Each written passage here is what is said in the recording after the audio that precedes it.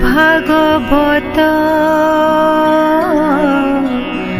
गुरु भागवत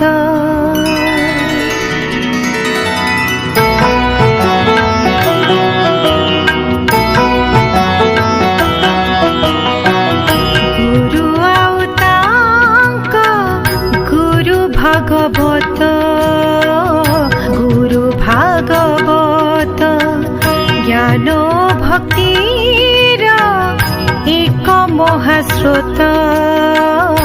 एक महास्रोत नित्य जे पढ़िब नित्य से बुझिब नित्य जे पढ़िब नित्य से बुझिब मुक्ति को होइब प्राप्त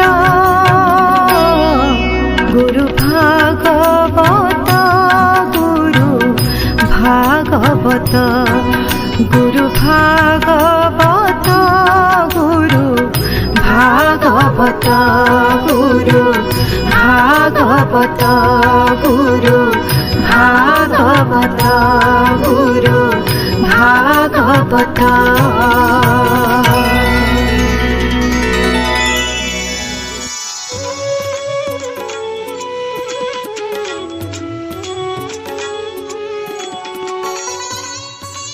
जय श्री गुरुदेव, जय श्री जगन्नाथ।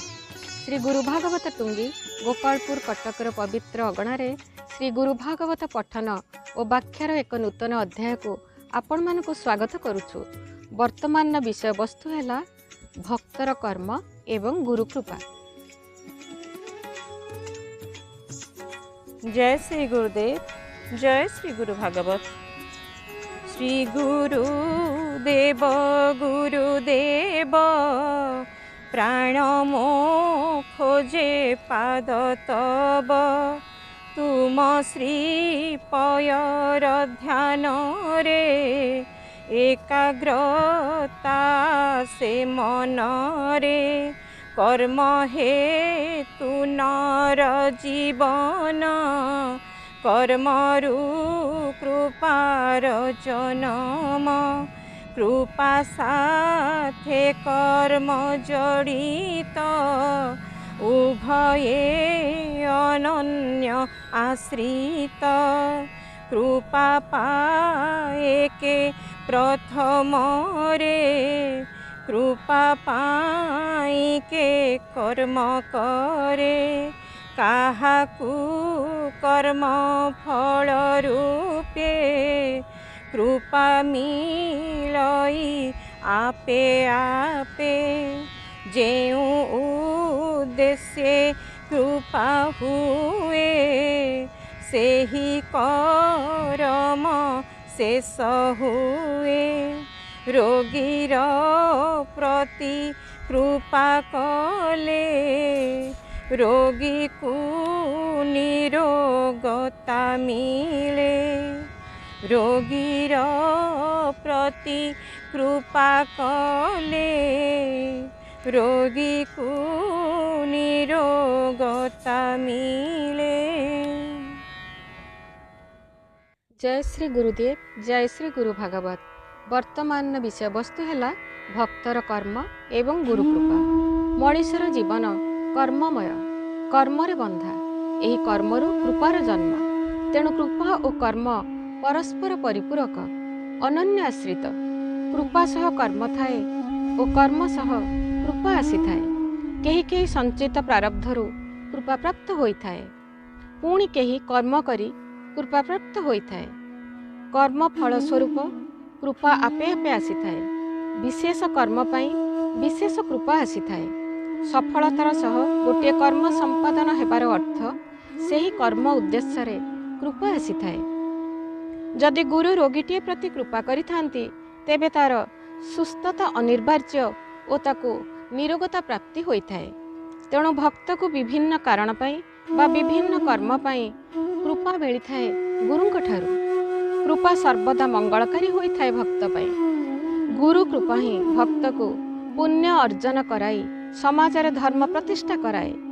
तेणु कृपा और कर्म सर्वदा परिपूरक अटंती।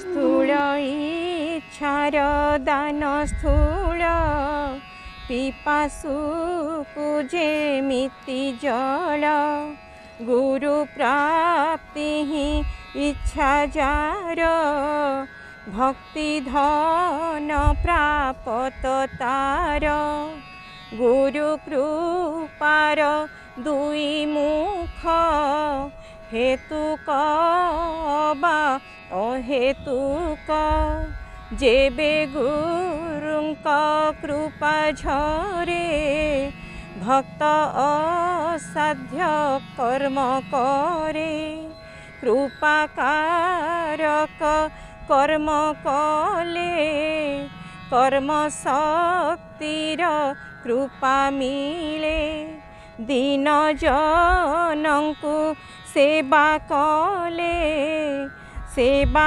शक्ति नरकु मिले दीन जनंकु सेवा कले सेवा शक्ति नरकु मिले। इच्छा अनुसार मध्य कृपा प्राप्त होइथाए भक्तटी। भक्तटी जदि स्थूल इच्छा पोषण करे तेबे ताकू कृपा स्थूल आकार रे मिलिथाए। जदि जणे तृषार्थ कृपा इच्छा करे ताकू सही कृपा जल आकार रे मिलिथाए। किंतु जदि जणे गुरु प्राप्तिर इच्छा रखे तेबे गुरु सेही भक्तटी को कृपा रूप रे भक्ति धन प्राप्त कराई थांती। भक्ति द्वारा गुरु मिलंती और गुरु मिलिले गुरु कृपारू मुक्ति मिले। गुरु कृपार दुईटी पार्श्व थाए हेतुक और अहेतुक।